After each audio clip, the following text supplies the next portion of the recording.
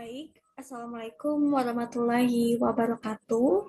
Kali ini saya Nur Fitrianti akan mempresentasikan terkait hasil refleksi pengalaman belajar pada mata kuliah praktik pengalaman lapangan kedua. Di sini ada indikator. Yang pertama mengenai review pengalaman belajar.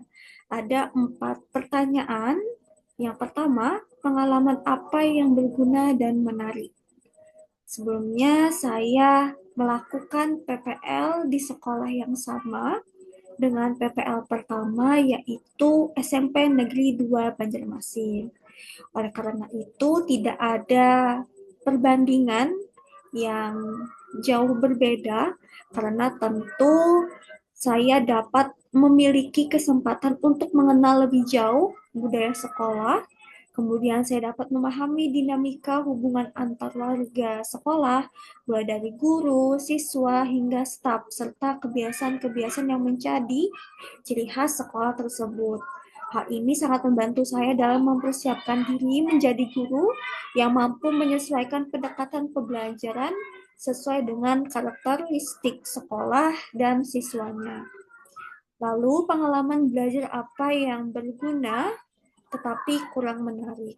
Walaupun menjalani PPL di sekolah yang sama, ada kegiatan berupa membuat modul secara berkala, melakukan observasi, kemudian orientasi, dan mengisi berbagai format atau lembar kerja. Bagi saya, pengalaman tersebut berguna tetapi kurang menarik. Karena meskipun kegiatan ini penting untuk mendukung proses pembelajaran dan perencanaan, tetapi sifatnya yang repetitif dan lebih banyak dilakukan secara individual menjadikannya kurang menarik secara pengalaman. Lalu, pengalaman belajar apa yang menarik tapi kurang berguna?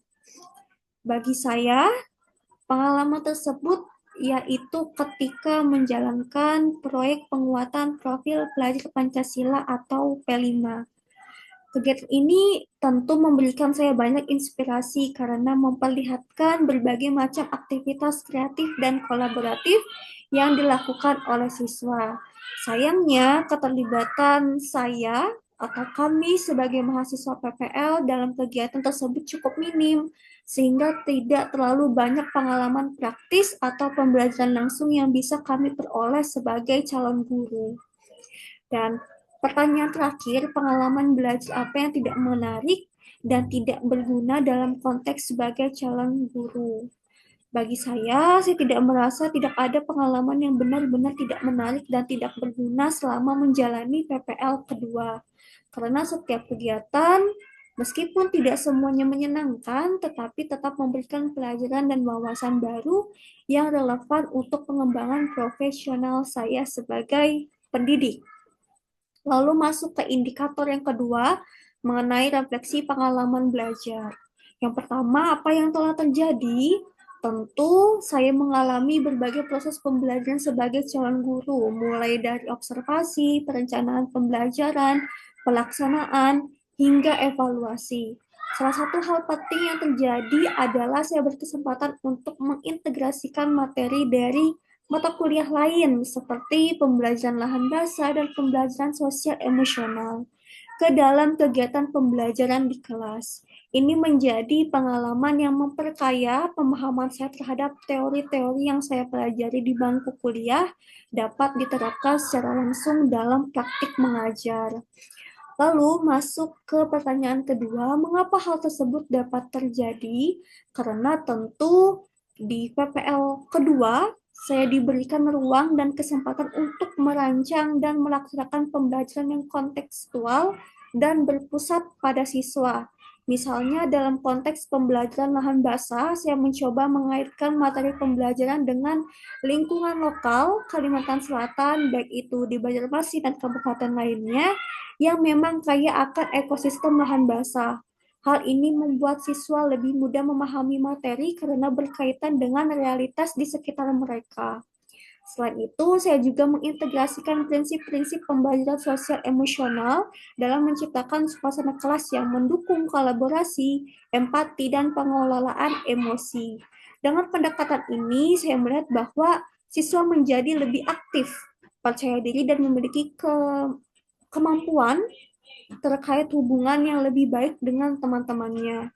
Integrasi dua aspek ini menjadi mungkin karena saya memanfaatkan pembelajaran yang telah saya peroleh sebelumnya dalam perkuliahan dan menyesuaikannya dengan kebutuhan serta karakteristik siswa di lapangan. Nah, kemudian artefak mana yang menjadi bukti dukung hasil refleksi pengalaman belajar?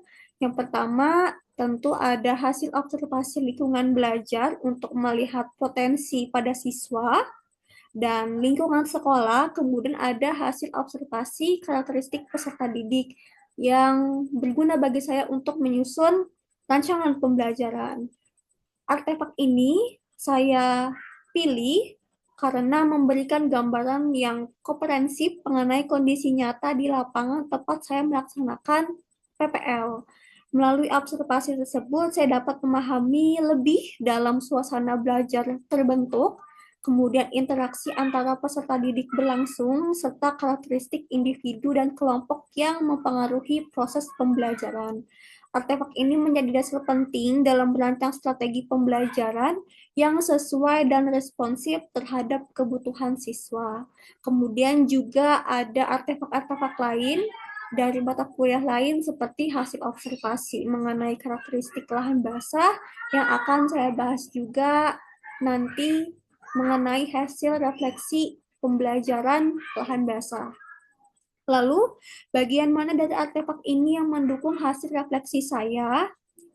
Yaitu pada bagian yang berisi temuan terkait gaya belajar dan kebutuhan sosial emosional siswa di kelas 7B, yaitu kelas yang saya ampu.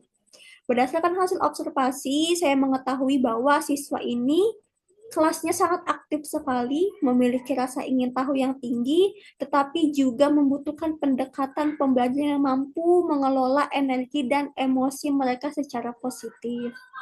Informasi ini mendasari keputusan saya untuk mengintegrasikan pembelajaran sosial emosional dalam kegiatan belajar mengajar.